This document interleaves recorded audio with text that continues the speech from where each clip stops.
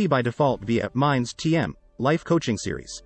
In the arena of self-improvement, one can find myriad solutions to suit everyone's needs and interests.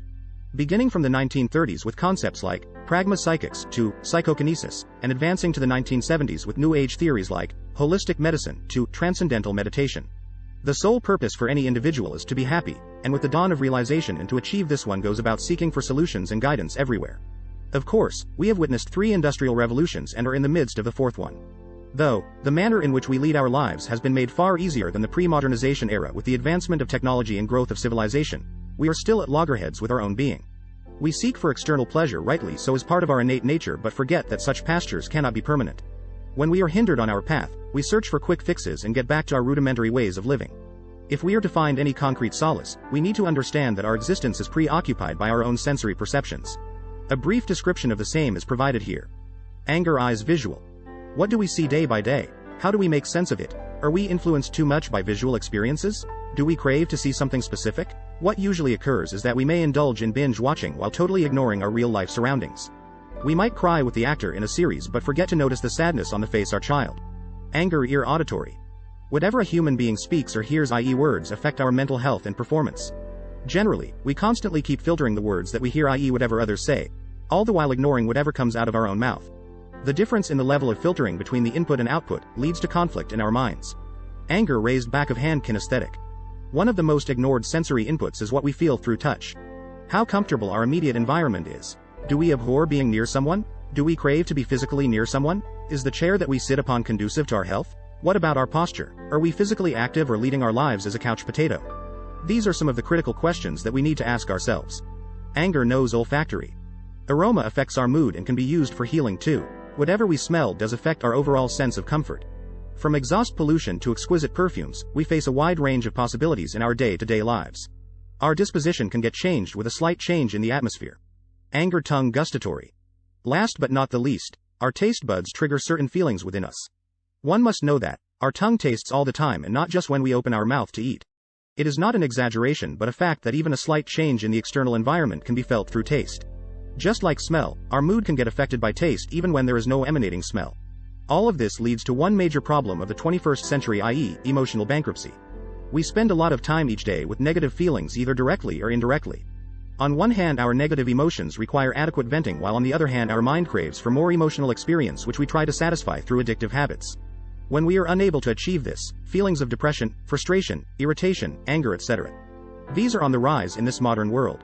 In the wake of COVID-19 era, the same has been amplified. A list of new age problems is provided further. Anger stress, anger anxiety, anger depression, anger fear, anger irritation, anger frustration, anger procrastination, anger overwork, anger information overload, anger performance pressure, anger peer pressure, anger interpersonal conflict. A few statistical charts are provided here to make you aware of the prevalent scenario.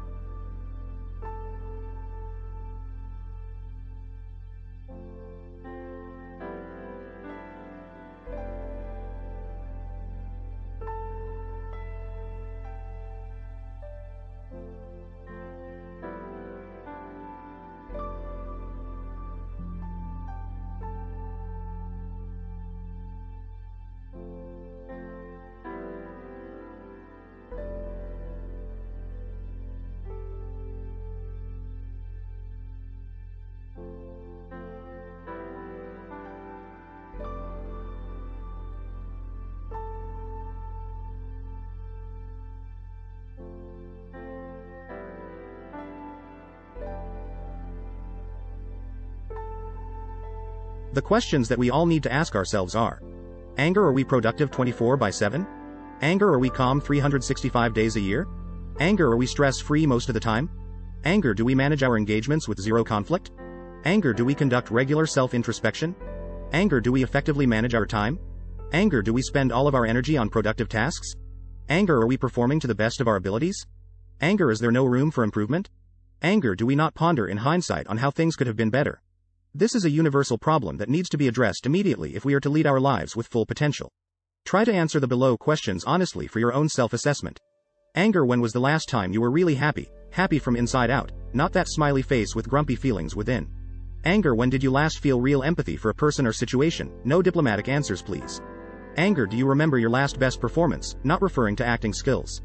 Anger. Have you ever counted the number of times you get put off each day for petty reasons? 22 seconds attention space to 14 minutes attention span. Did you know?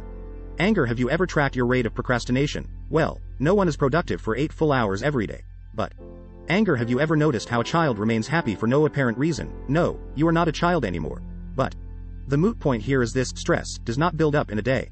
Stop the domino effect now. Before trying to attack the problem, one needs to understand the root cause as shown here. The core philosophy behind my method is this. Here, I present you with a method called MINDSTM that can make you happy by default. Anger mindfulness.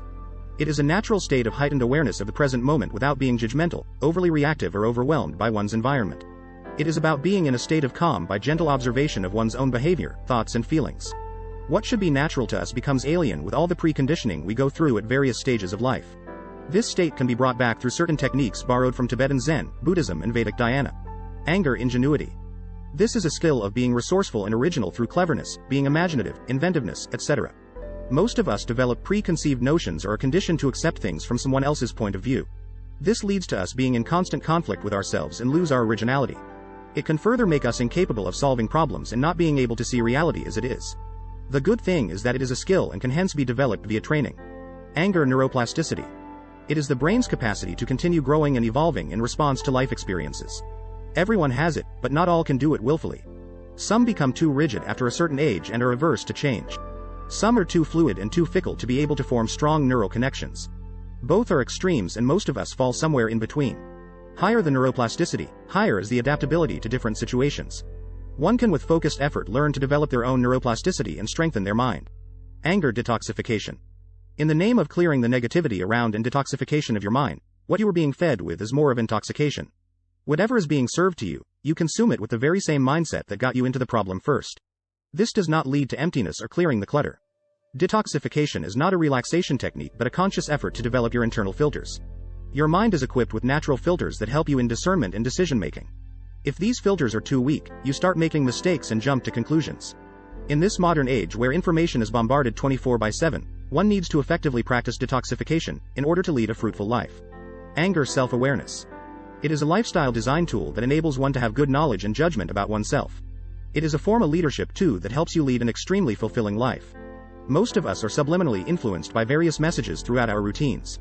Being unaware, we toe the line and try to conform to whatever the majority does.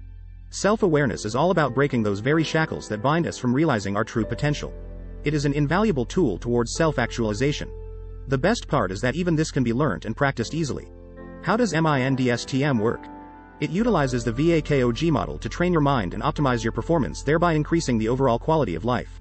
It is aimed at making you happy by default.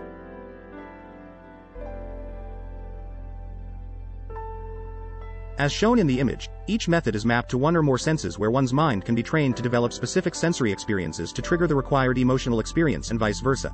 It is a very fluidic process that first breaks down our mental constructs and then rebuilds it the way one wants. Mind you, it's not magic and requires a great deal of commitment from you. After all, it is about you taking charge over yourself. Please contact the author to know more about how you can benefit from it.